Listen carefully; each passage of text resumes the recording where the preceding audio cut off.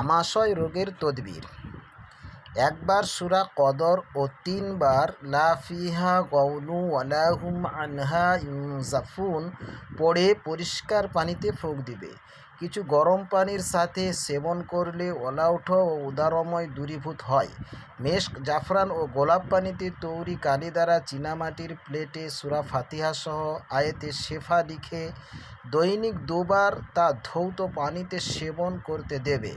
সূরা ফাতিহা সহ আয়াতে শেফা এবং লা ফিহা গাউলু ওয়ালা হুম আনহা ইউনজাফুন ও তার সাথে লাহুমুল বুশরা ফিল হায়াতিদ দুনিয়া ওয়া ফিল আখিরাহ লা তাবদীলা লিকালিমাতিল্লাহ যালিকা হুয়াল ফাওজুল আযীম কাগজে লিখে ১ বোতল পানিতে নিক্ষেপ করে যথানিয়মে তা পান করলে বিশেষ উপকার হবে। পথ্য: অতিসার নিরাময়ে বার্লি ইত্যাদি লঘু পথ্য খেতে দেবে। কিছু ভাত হজম হলে পুরাতন সিদ্ধ চালের ভাত, কই, মাগুর, ছোট তেলবিহীন মাছের ঝোল, পটল, পোলতা, কচি বেগুন, ডুমুর, কাঁচা আনাজি, কলা, মোচা, কাগজি লেবু ঘোল ইত্যাদি লঘু পথ্য সেব্য।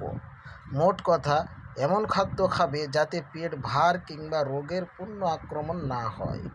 কুপথ্য: সব ধরনের ডাল, ডিম, গোশত, ভাজা, পোড়া, পিঠা, ঘি, দুধ, পোলাও, ইলিশ মাছ, বড় যে কোনো মাছ। পেজটি ভালো হলে ফলো করবেন এবং এই রোগের সমস্যার সমাধানটি সকলকে শেয়ার করে জানিয়ে দেবেন।